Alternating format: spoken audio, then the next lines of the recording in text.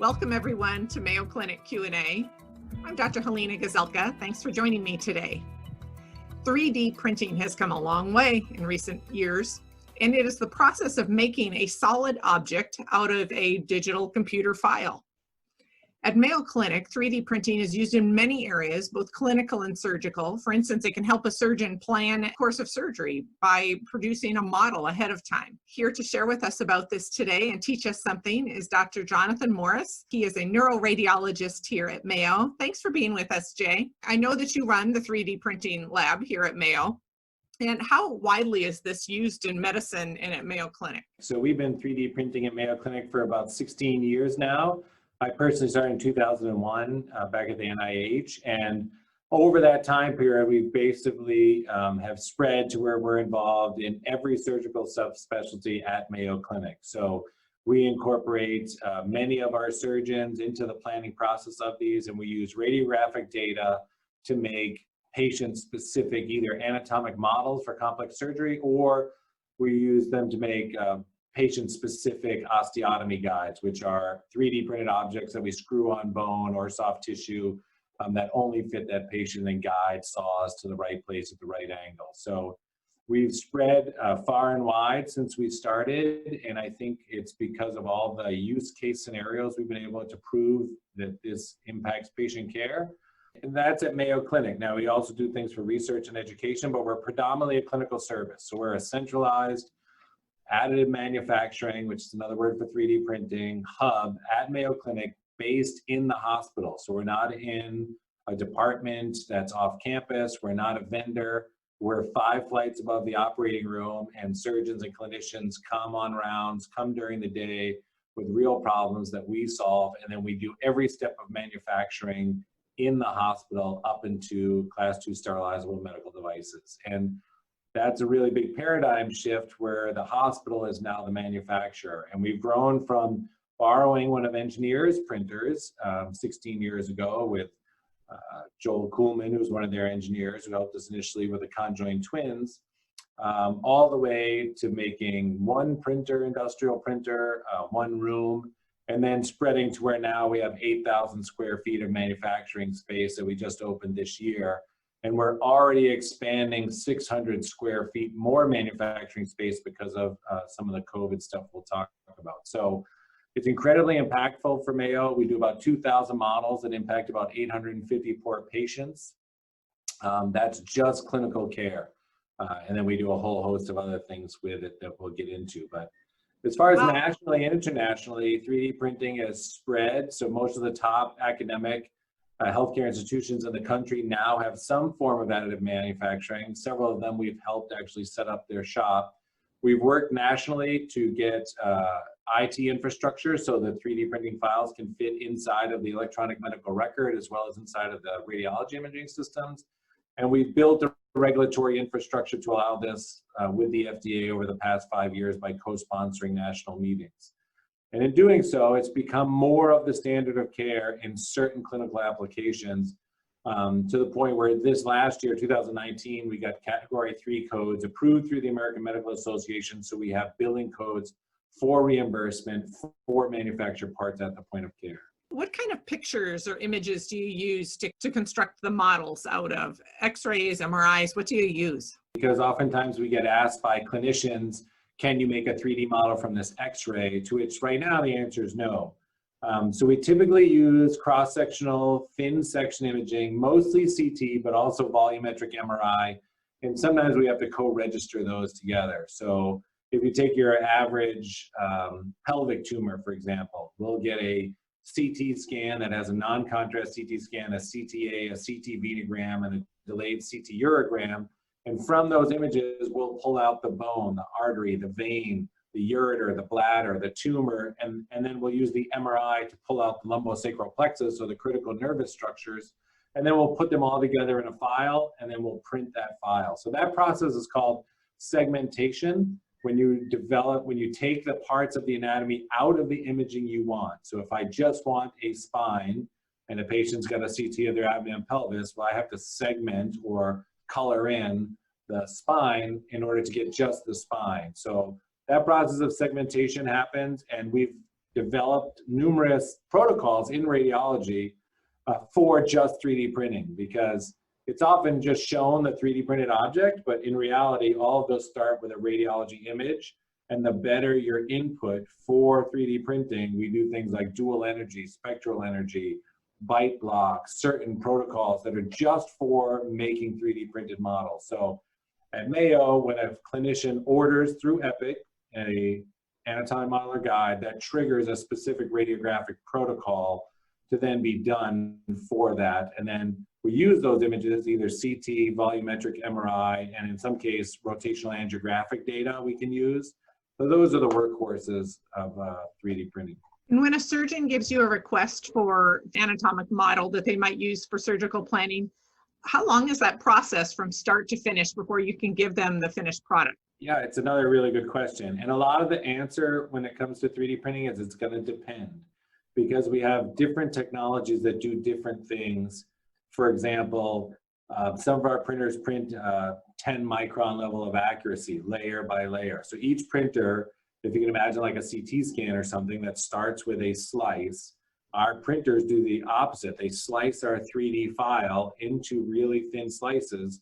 And then each printer, no matter what technology it is, of which there's 7 major ASTM technologies, does the same thing. It makes a layer and either lifts or drops the build volume and does the next layer. So if you want a complete human pelvis with a tumor, with arteries, veins, ureters, bladder, at a 10 micron level of accuracy, it's going to take about 72 hours. If you just want pelvic bones and you're going to sacrifice and you want a millimeter level of accuracy or 2 millimeter of accuracy, well, we can probably produce that in under 10 hours using a different technology. So photopolymer type technology that's using droplets that are hardened with a photopolymer that's super accurate, that's multicolor, multi-material, flexible material, and color. You know, that's where you start getting into the really lengthy builds. Whereas if we want a skull, let's say just take a skull for example, some of our printers can print a skull in 2 hours, which is really important for trauma. So if we have someone that comes in with a complete facial smash or went through the windshield or fell off their ATV into a tree, and we're going to reconstruct and take all the parts of their fractured bone, put them back together virtually, and then print out a anatomically correct skull for them that the surgeon will then bend all their plates on to make them phenotypically accurate again when they reconstruct their face. We can do that skull in 2 hours. If we want that skull to be out of biocompatible, sterilizable material, well, that's a different printer with a different material, with a different technology, and it takes about 13 hours. It just depends on what you want, and what level of accuracy you want, and what printer technology you're using. You mentioned several ways that this might be used, and I'm wondering, how does it affect patient care? So do patients get to see these models? I think it would really drive things home for them better than seeing a CT scan or an MRI. I have a real love for patient education and informed consent. In fact, one of my greatest pet peeves, as my fellows will tell you, is a bad informed consent. And I spend a lot of time, as you do, talking to patients with a computer screen open, saying, this is you, this is your CT scan, this is your MRI scan, this is one slice of you looking down, this is your right, this is your left. And in essence, I mean, if we're really honest, it's very difficult to understand for the layperson. Most physicians who aren't involved in cross-sectional imaging have a very difficult time understanding imaging. And we're trying to tell a patient who has a severe illness or cancer about their CT scan. I think it's an impossible task. So one of the benefits that we have from 3D printing, and it's not the primary reason we do it, but it certainly is a huge side benefit, is that informed consent process happens with the model. So if you take a case that looks like this, I'm just showing you a model here of a really large mandible tumor where this whole green lattice structure is the tumor. Well, how is a patient going to understand that on an image, CT or MRI?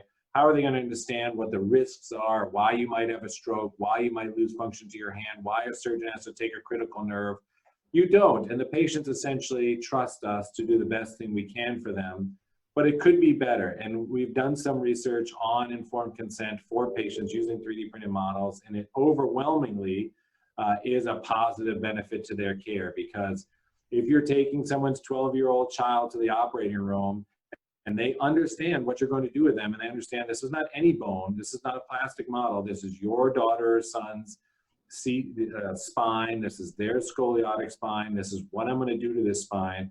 Then they have these aha moments, and then they can ask intelligent questions. I mean, we photographed several patient-surgeon interactions with the models, and the patients will point to things on the model and say, well, what's this and what's that, and what about this? And then they have a sense of understanding, and it really leads to improved communication. Now, the other side of care, now care is over, surgery is over, a lot of the patients want one. So then it comes back down to cost, because we can print things that are made of gypsum powder, that are multicolor gypsum powder models that are somewhat fragile, that are inexpensive, but still, if we do 75,000 surgeries a year, we can't spend $100 per model giving them away to the patient. So while we'd love to give every patient their model, and sometimes it's such a dramatic surgery that we do, but we just can't do it for everybody. And then from the informed consent, it goes to surgical planning. So there's a whole field of study called haptic perception. So there's the idea that you understand what something is because your whole life you spent looking at three-dimensional objects and holding them in your hand. And most people can understand CT and MRI in 3 dimensions. And even if they can, and you ask them, well, draw it for me, show me how big that is. Well, as you know from looking at images, it's as big as whatever screen you put it on. It's on your iPhone, it's on a 60-foot monitor at a conference. No one has any concept of size except the surgeon, because they have to go in there. So these are life-size, patient-specific. And when they hold them in their hand, and I'll give you an example, we did a case the other day with a thoracic surgeon who's incredibly experienced, really good surgeon, understands imaging. There was a tumor in the trachea, and he was going to have to take it out. He wanted to go through the sternum from the front, and we gave him the model. And in under, a minute, he said, well, we can't go from the front. And he already looked at the CT. He already looked at the MRI, and he was planning on doing a sternotomy, going in from the front. But the great vessels, the way this patient's great vessels were in the aorta, he couldn't have got there. And you can't understand that unless you're holding something in your hand, because you have this brainstem moment that just says, I'm looking at it, I understand it now. There's no mental gymnastics I have to do to look at a CTA and a CT scan of the chest and an MRI and a PET study and put all that together in my mind and come up with this object.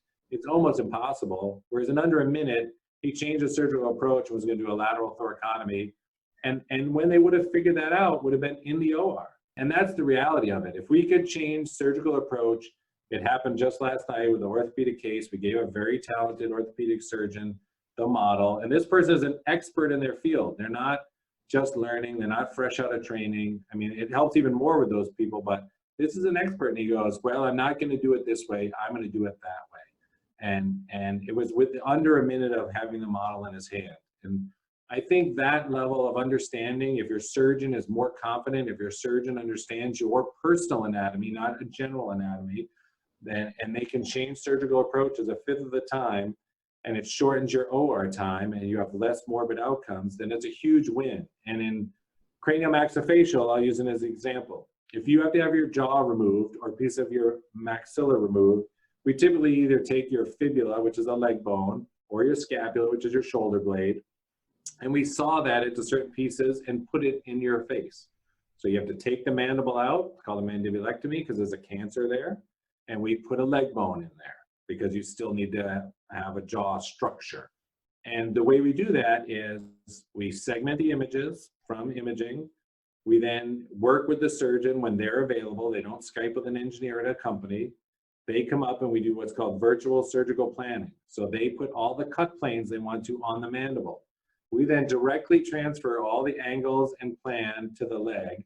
All those cut planes are then transferred to the leg bone. And now you have perfect cuts that fit every single time. And we 3D print custom cutting guides that go on the leg bone and the jaw.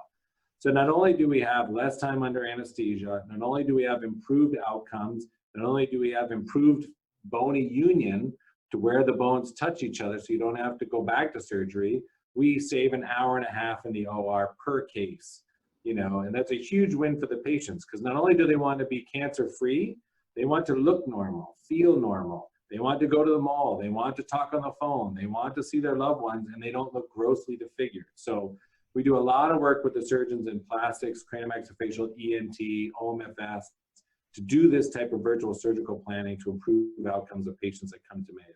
A picture is worth 1,000 words. And so to be able to show a patient rather than just describe something to them, that's priceless. We have a slide that says a picture's worth 1,000 words and a model's worth 1,000 pictures. Oh, that's wonderful. I like that. All areas of medicine have been affected by COVID-19, Jay, and I'm wondering, specific to the area that you work in with 3D printing, what have you seen during COVID-19? So we live in two places. We have one foot in manufacturing because essentially we use industrial additive manufacturing machines to create these anatomic models and guides.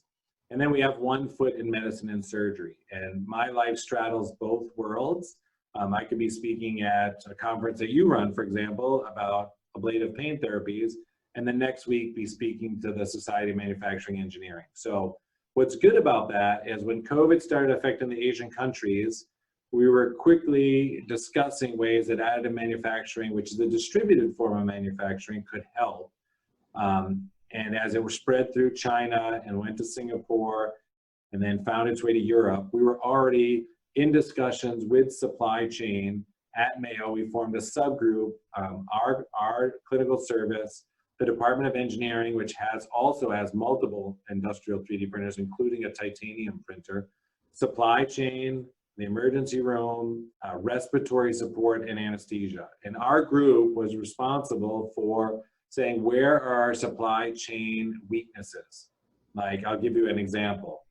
We have T-tubes that hook the ventilator up to the patient, and we have T-tubes that need to go on nebulizers. Well, those couldn't be found. You couldn't get them anymore, and we needed 200,000 for the next 8 months. So initially we prototyped them, 3D printed them, cut a mold for them, and then worked with Proto Labs in the Twin Cities to injection mold them because it doesn't make sense to print them. Throughout Europe, though, people were printing attachments to the ventilator. They were printing ventilator splitters, Venturi tubes, T-tubes.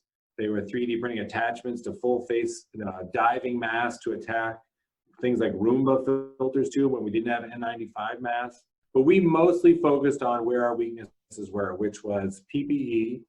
We worked with groups in Czechoslovakia that were making masks for NATO that you could put P90 filters on because NATO had a lot of those filters. The Department of Engineering worked with a filter company in the Twin Cities to create our own N95 filter material because we couldn't source filters from anywhere. And then we moved into PAPRs. So PAPR hoods became unavailable, and everybody, about 20 to 30% of people fail an N95 test. So we have a population of 60,000 employees at Mayo Clinic and 3,000 doctors just from Rochester. So then you can say 20% of those people are going to need a PAPR hood. Well, we didn't have PAPR hoods. So the Department of Engineering designed a PAPR machine, and we designed PAPR hoods. We were talking to people that make grain covers for a living. That last outbreak produced body bags for their T-Bug, and we were going to use them for PAPR hoods. And then we found 4,000 PAPR hoods that we had to 3D print retro-engineered hookups for because the PAPRs we had didn't meet these.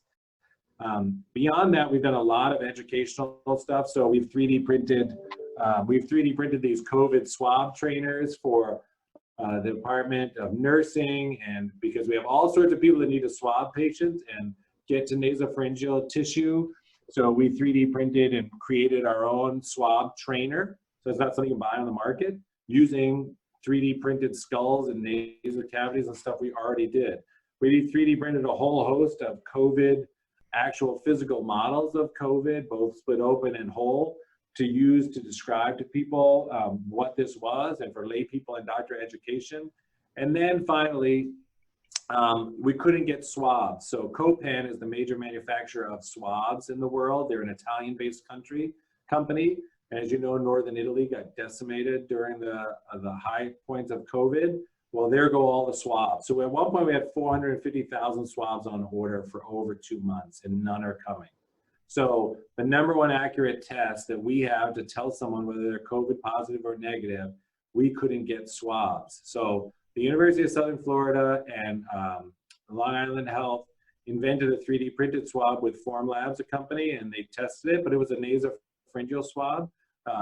And So we did an IRB test on this, but we really invented our own swab. We thought that middle turbinate swabs, working with the Department of Laboratory Medicine, who are developing home testing kits, was the way to go. So we invented our own middle turbinate swab using 3D printing, and then we came up with packaging, sterilization, FDA labels, everything you'd need, leach testing, PCR testing. We did an IRB study with 300 patients that were COVID positive to test our middle turbinate swab versus the only other one on the market, which was made from Copan.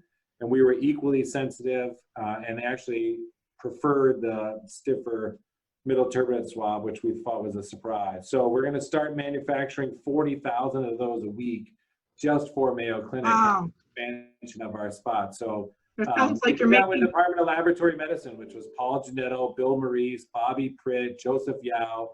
I mean, everyone came together, Department of Engineering, us, the institution, allowing our construction to continue when they stopped all construction. So we could manufacture all of these things. I mean, we made 30,000 face shields for our staff before Ford had 3,000 off the line, because we were ahead of the game, because we had one foot in engineering and we could talk to our partners around the world, all the way up to where now we're fully manufacturing 40,000 swabs a week for Mayo Clinic.